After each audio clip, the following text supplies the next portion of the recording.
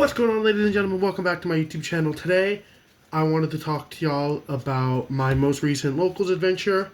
Last time I went to locals, it was last Friday. I ended up getting third place with Mimighoul. Mimighouls is one of those decks that nobody really has a good idea of how to stop it. So a lot of the time, your playmakers are not going to get contested because people don't know how to contest them. So today I just wanted to show y'all my main side and extra deck that I ran to give y'all an idea of what you can also play in order to kind of win against the better decks in the room, because Mimighouls isn't a good deck, but with a good player it can be pretty freaking good. So as we do run here, we'll get started with the extra deck. I run 2 copies of Mimighoul Throne. Mimighoul Throne is one of, if not the best Exceed monster in the deck, due to its abilities of summoning the Master, which can help get another Mimighoul to give your opponent because Master searches. It's also a piece of interaction and a bounce, which, if you time it properly, that bounce can be very, very helpful and impactful to certain situations. Obviously, I already talked a little bit about this deck, so I don't need to go into full detail. If you do wish to learn a little bit more about the deck, I will have in my description a link to the other video, which is obviously the original Mimighoul deck list that I posted. This is just me showing y'all my topping deck list and some of the cards that I ran to help get me some wins. Up next, we have double copies of Giant Mimighoul. Giant Mimighoul is amazing. He is a card that you always go into first or second. He is how you enable OTKs. So what he can do is you can go battle, declare a bunch of direct attacks with your Mimighoul monsters, give your opponents 2 face downs, giant effect, destroy 2 monsters, burn for 2k, win the game. He can burn, he searches, and he allows your non-Exceed Mimighouls to attack directly. He's very valuable to your plays. Up next, we run 1 copy each of Lyrilisque Ensemble Nightingale and Lyrilisque Ensemble Robin. These are just here because in really bad board states, you can make her and get like a turn or 2 of just kind of drawing a few starters. That way whenever it comes back to you playing again, you have a few ways to play. And then she's just here as our Zeus target. Up next, we have 1 copy of Ripplebird. This card almost really never comes up.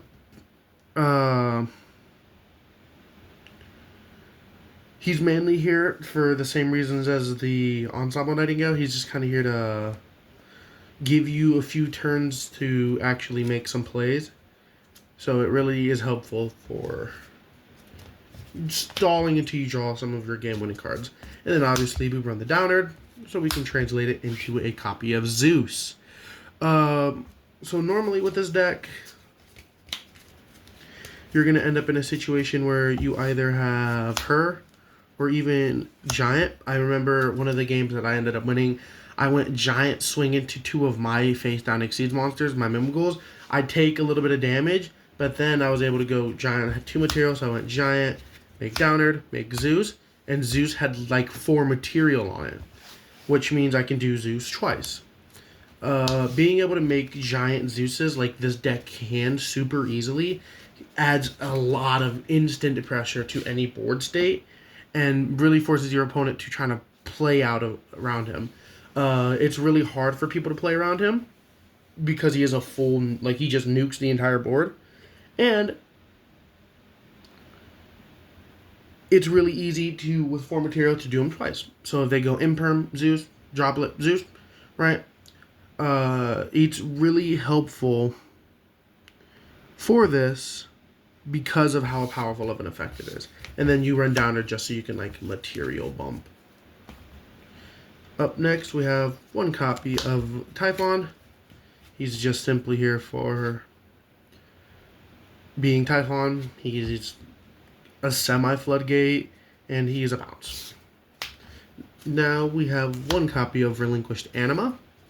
This card is here because against the deck where maybe they summon a monster that's too big for you to get rid of, or they have like just a pesky monster that can't be destroyed by battle or something, and it's hard for your deck to get around it, you can just simply make Anima and try to take it. It doesn't always come up, but when it does, it's very helpful. Then we play one copy of Barricadeborg Blocker. This is here because Mimighoul Dungeon is your best card in your deck, and he can help get you back some of your dungeons in later game states. And then, obviously, we run IP, SP. These are just part of the end boards. Afterwards, I'm going to show y'all what an end board that you could expect to have throughout a combo is. But that'll be at the end of the video. But you can obviously, so what you do with this deck and how it functions is you end on an IP. When you activate your first Mimighoul, flip up, and they summon to your side of the field, then you can chain it, get rid of the Mimighoul that you just got to make SP, which is double banish. It's very powerful and helpful. And last but not least for the extra deck, one Access Code Talker. Access Code Talker is another really good way to insulate an OTK. And worst comes to worst is even if you can't OTK, he's really helpful at getting rid of troublesome cards by popping them. And he is unable to be responded to, so it's very helpful if they don't respond to a summon. Moving on to our main deck, 3 copies of Mimighoul Dragon. Mimighoul Dragon is the starter. He adds a Mimighoul spell, and he allows you to go Maker, Archfiend Slime. If you hit Archfiend, you're probably winning the game, because then you can go Archfiend, flip up the Slime, summon one from the deck, summon the Archfiend. It makes it really hard for an opponent to play around what your end board is, right? So the thing is, a lot of decks nowadays kind of need the normal summon. Like if you're playing against, it happened to me at locals. I beat Orcus Yummy Mimighoul because they had no way to normal summon, so they couldn't get Mimighoul started. Or when they went, okay, I'll play around it, then they did Full Mitsu and they went Zombie Vampire. I immediately bounced it back into the deck with the Mimighoul Throne. Against like an Orcus Mitsu player, Dungeon Lock shuts down Orcus combo. It can not shut down Mitsurugi, but that's less of an issue for this deck. But all because of this card. This card can search any card in the deck. Pretty much because you can get Dungeon Maker Room, Fork, Charm if I was running it, which you will see a few changes I made from the other deck list to this one. I'm not running Charm anymore because I don't think it's a worthy inclusion, but he also has a good effect to blow up the entire board. Then we run 3 copies of Mimighoul Archfiend. This is another awesome combo starter because this is a 2-card starter while Dragon is a 1-card starter because any Mimighoul, give, normal, effect, flip, giant, maker, boom, boom, boom. He is very helpful in a lot of gummy board states.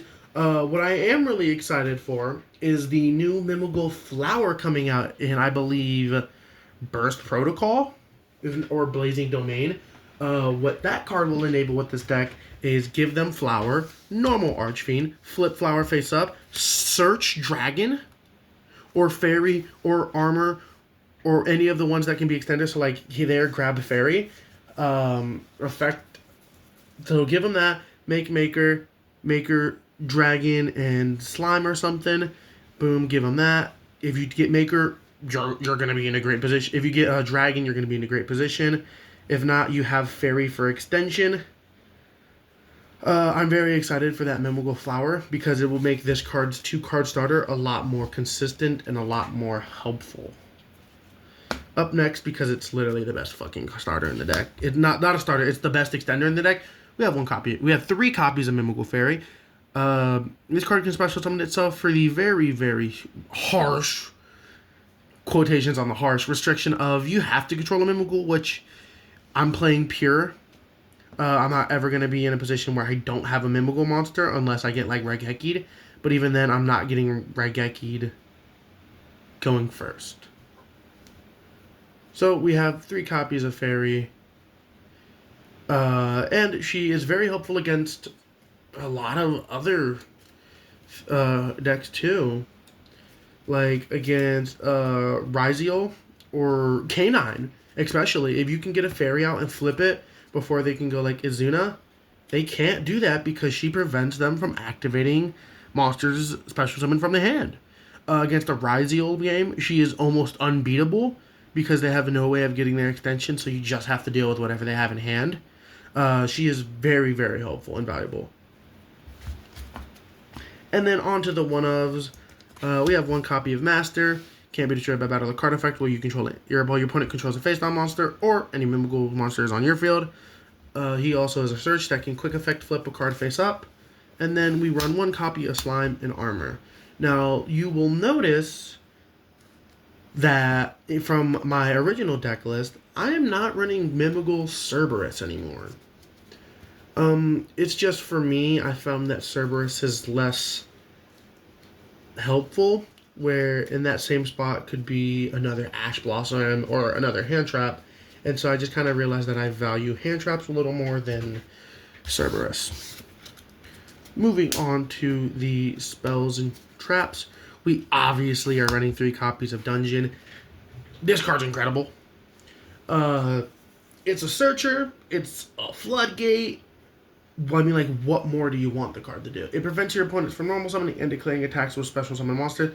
So, if your opponent's... Like, I know people aren't playing right now, but let's just say Tenpai, right? They're playing Tenpai. I don't know why they would be, but if they go special Genroku, summon Pydra, add Sangen Kaiman, right? They're doing Tenpai stuff and then they go battle. They can't. Dungeon prevents them from doing so. It also, so the thing that sucks about Mimighouls is because a lot of decks nowadays have some higher level monsters, like a Canine matchup. Your opponent can just tribute your face down monster you give them unless you have Dungeon, which he will protect from.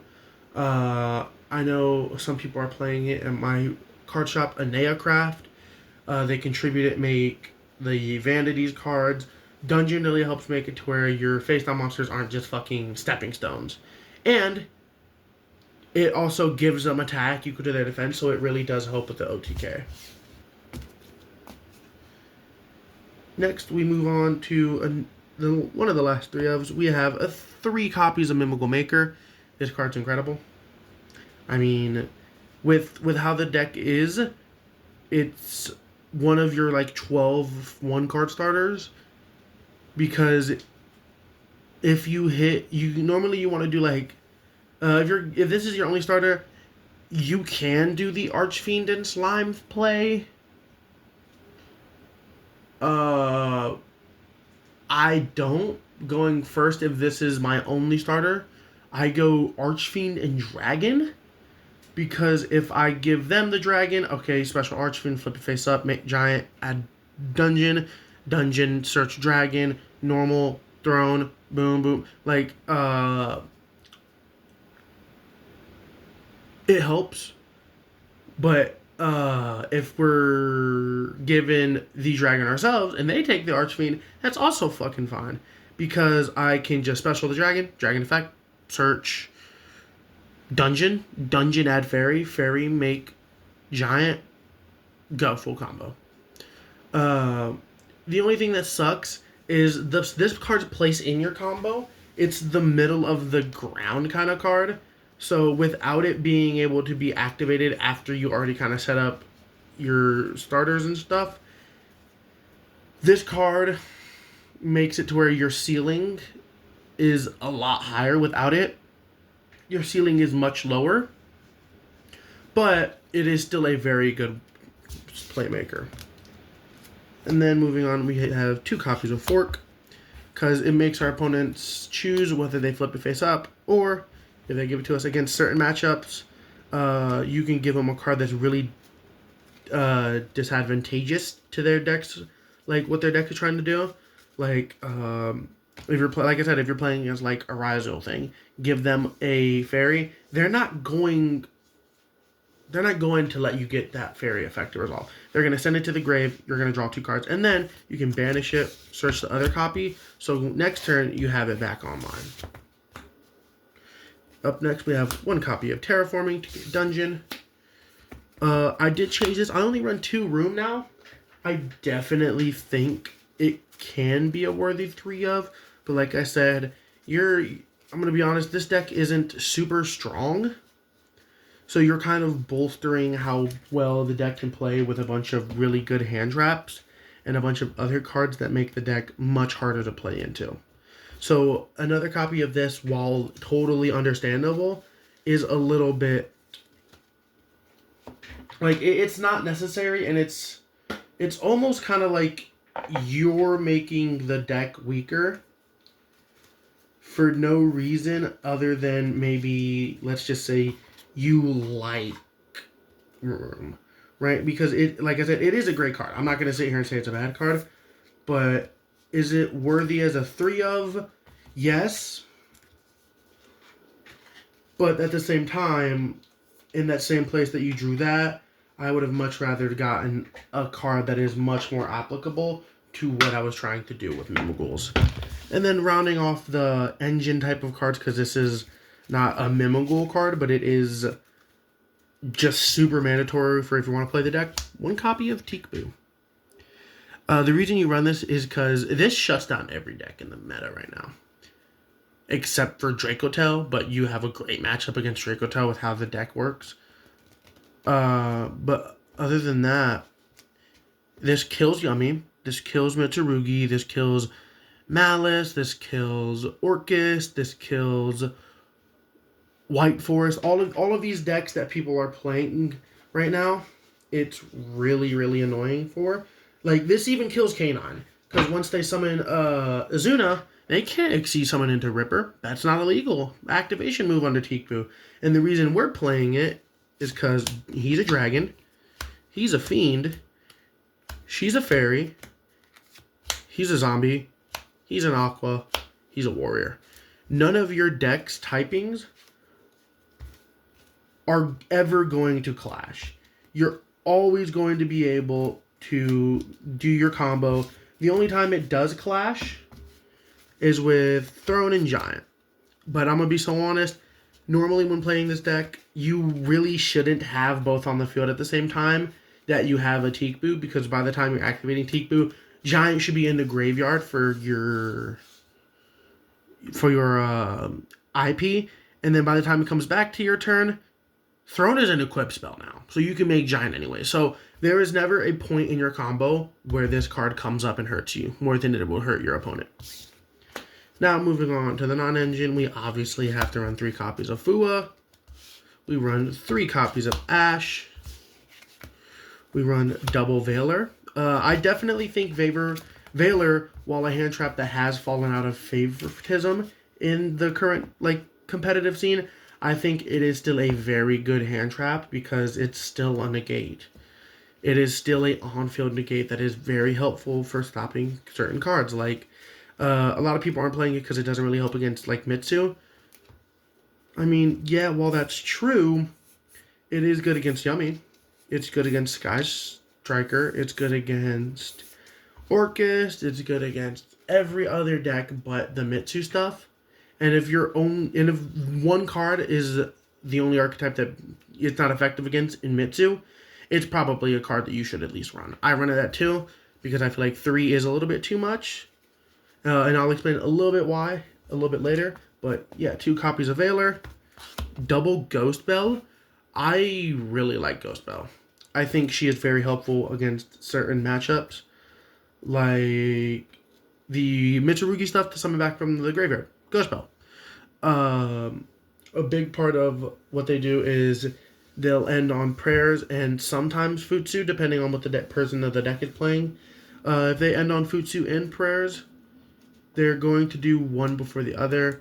So if they go like prayers, so 99% of the time what I've noticed is people that have prayers and Futsu, they don't use prayers for the summon back unless you imperm Futsu, right? But if you leave Futsu alone, they will normally just use Futsu for that, and they'll use prayers as like a searcher. Sometimes they will hold it for, like I said, other interaction. But what this can help with is it can help get a bunch of stuff away from your board and make it easier for you to play. It also protects against like call bind stuff. And then we run 2 crossout targets of Nib and Droll. These are the only hand traps that hurt you. They can Ash whatever they want. They can Imperm, Veiler, Fua. Nothing will hurt you like a Droll or a Nib will. So you run those as one of each because 1, they're both good applicable cards. And 2, you're trying to protect your combos from getting destroyed. Then we run 1 called by, 1 crossout. These are just more combo protectors. Main deck, I only run 1 thrust because you can go thrust, set, room. But I don't think it's worth 2 of or 3 of in the main deck. So I just run 1 main deck for if I see it. And then last but not least, triple Imperm. Moving on to the side deck, which is where a lot of your more creative ideas come through. I run 2 copies of Artifact Lancia. This is for Orcus the Malice. Let's just 1 Gamsteel. You have to respect Lunalight. If you don't not respect Lunalight, you will end up playing against Lunalight and not having an answer for Liger Dancer, and you will lose the game because of it.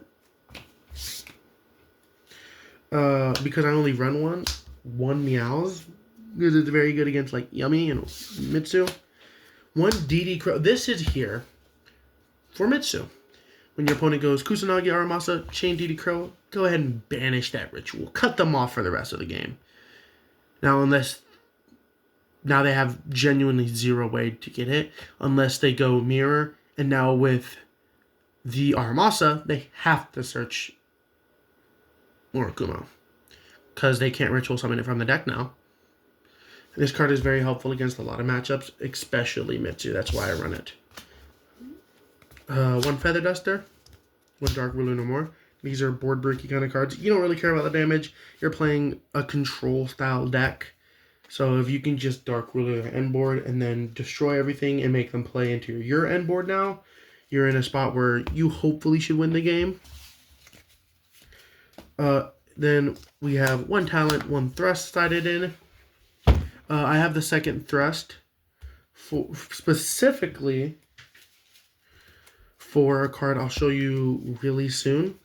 And I'll talk a little bit about why I have it. But yeah, 1 talent, 1 thrust side deck. Then we have double Droplet. And then this is why we have the 2 thrust. Harpy's Featherstorm. So I have her here for Featherstorm. And I normally have one of these 2 I have for Featherstorm. The other one is there for Zeus stuff. You can even use him, but he's more of a Floodgate kind of card, so you're not really going to use him for that, but you totally can. This card is almost impossible to beat.